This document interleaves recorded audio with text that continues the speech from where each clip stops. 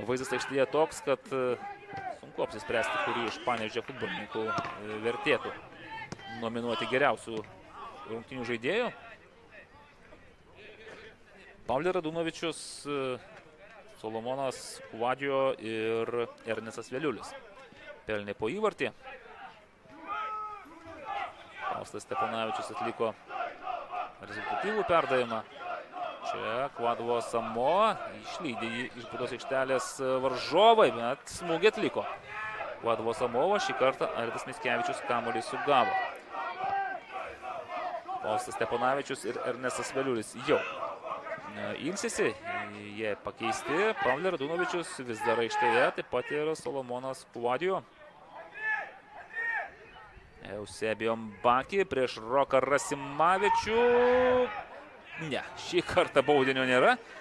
Atrodė, kad taip kyla ranka Roberto Šmito nukreipta į 11 metrų žymą, bet nepakilo iki reikiamo lygio.